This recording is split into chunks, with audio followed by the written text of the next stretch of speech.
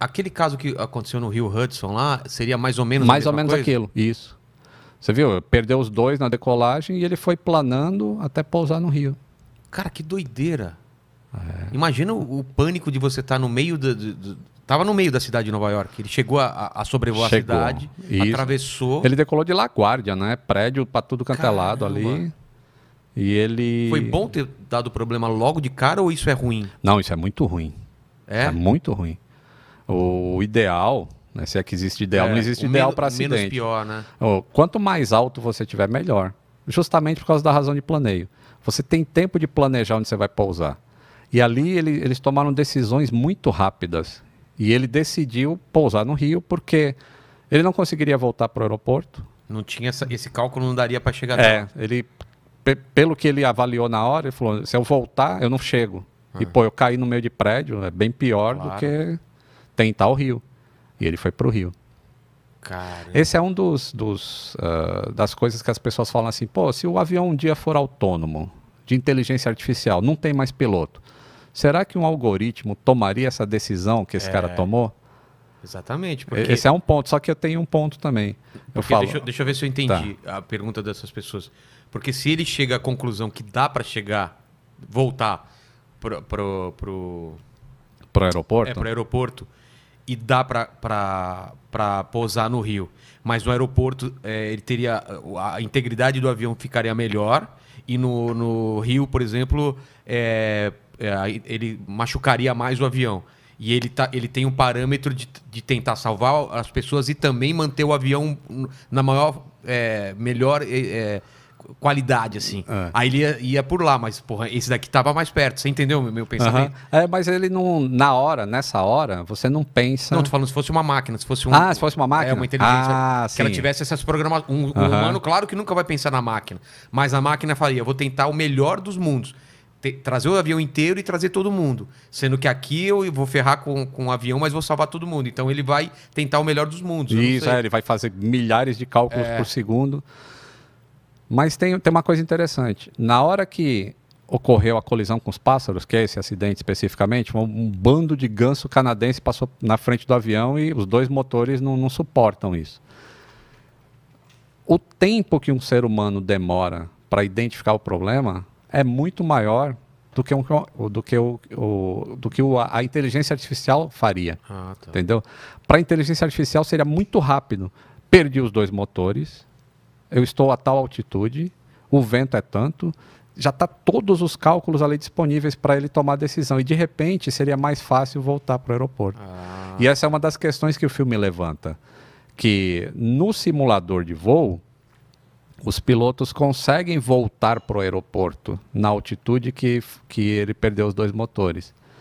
E aí o piloto fala, mas vocês não estão levando em conta o tempo que eu levei para identificar o problema. Põe mais 7 segundos aí, que foi o tempo que eu levei. Pô, 7 segundos é nada. Mas foi o tempo necessário para ele identificar. E aí com 7 segundos o avião não chegava mais. Cara, é 7 segundos sensacional. muda totalmente o panorama do negócio, cara. Que doido, velho. Muito legal. E nesse ponto você tá na mão do homem, né? Porque deu esses problemas ou ainda assim a máquina ajudou ele a pousar no Rio? A máquina ajudou bastante. O Airbus A320. Na verdade, o Sully, que era o comandante do voo, e o copiloto dele... Era o Tom Hanks. Foi o Tom Hanks Foi que o Tom pousou. Hanks, O Tom Hanks na vida real. Esse cara, eu queria ele no meu avião, cara. Se o Tom Hanks tá no avião, eu tô tranquilaço, velho. Não, ele tá em todos os acidentes. Ele foi o náufrago, né? Não, Apollo 13 ele tava Apollo também? 13 Apollo também 13 tava, voltaram. Esse cara, porra. Ele consegue voltar. Ele que ficou também aquele filme que o cara fica preso no aeroporto lá. Também, né? Ele, não é? Muito bom esse filme. E inclusive, quando outras pessoas estão presas, ele vai buscar. Ele foi buscar o soldado Ryan lá também. Isso, Esse é o cara. Acho que chamou o Terminal, né? O Terminal. O Terminal, isso aí.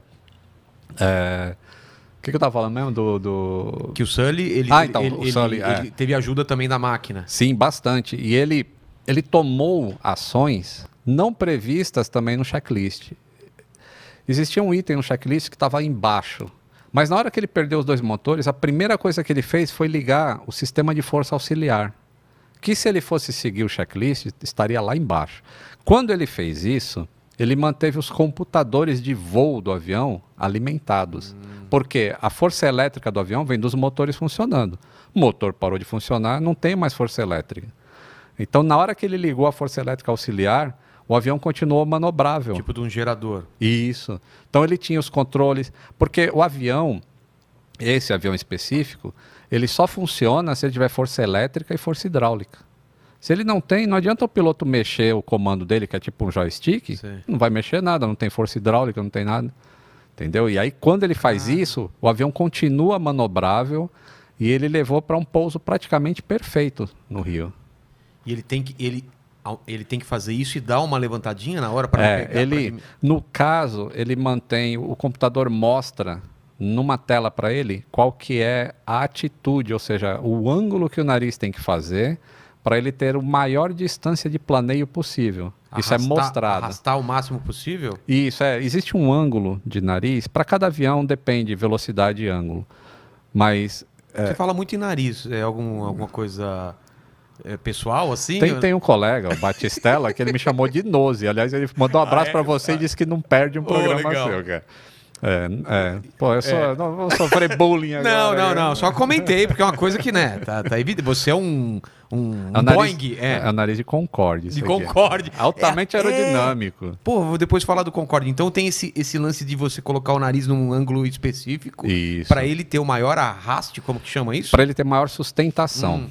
Tá? Então ele aumenta essa... Se você coloca o ângulo errado, aquela razão de 9 para 1 pode diminuir para 7, por exemplo. Então você não vai tanto para frente. Mas é por quê? Porque o vento tá batendo, a asa tá um pouquinho levantada e o vento tá batendo e tá sustentando? Tanto a fuselagem do avião quanto a asa é quem é responsável por a grande maioria da sustentação. Mas a barriga do avião também produz sustentação.